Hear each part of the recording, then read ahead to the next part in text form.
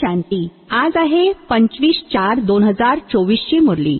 महावाक्य आहे, गोड मुलांनो, हे पुरुषोत्तम युगच गीता एपिसोड आहे. यामध्येच तुम्हाला पुरुषार्थ करून उत्तम पुरुष अर्थात देवता बनायचे आहे. प्रश्न आहे, कोणती एक गोष्ट सदैव लक्षात राहिली तर बेडा अर्थात जीवनरूपी नाव पार होईल? उत्तर आहे, सदैव लक्षात राहावे की आम्हाला ईश्वरीय संगतीमध्ये राहायचे आहे, तरी देखील बेडा पार होईल अर्थात जीवनरूपी नाव पार होऊन जाईल. जर संग दोषामध्ये आलात, संशय आला तर बेडा विषय सागरामध्ये बुडून जाईल. बाबा जे समजावून सांगतात त्यामध्ये मुलांना जरा सुद्धा संशय येता कामा नये. बाबा तुम्हा मुलांना आपसमान पवित्र आणि नॉलेजफुल बनविण्यासाठी आले आहेत. बाबांच्या संगतीमध्येच राहायचे आहे. धारणेसाठी मुख्य सारांश आहे.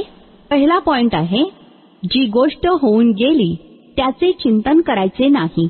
आत्तापर्यंत जे काही वाचले आहे ते विसरायचे आहे.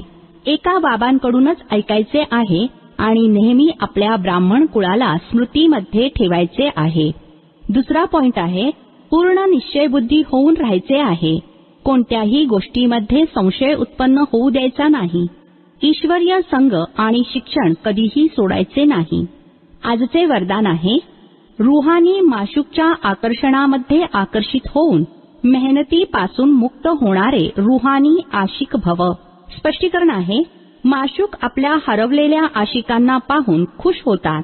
आत्मिक आकर्षणामध्ये आकर्षित होऊन आपल्या खऱ्या माशुकाला ओळखले, प्राप्त केले, योग्य ठिकाणी पोहोचले. जेव्हा असे आशिक आत्मे या प्रेमाच्या रेषेच्या आतमध्ये पोहोचतात तेव्हा अनेक प्रकारच्या मेहनतीपासून मुक्त होतात. कारण इथे ज्ञानसागराच्या स्नेहाचे तरंग, शक्तीचे तरंग कायमसाठी रिफ्रेश करतात.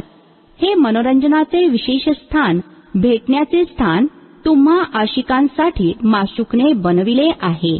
स्लोगन आहे, एकांतवासी बनण्याच्या सोबतच एक नामी आणि इकॉनॉमी वाले बना.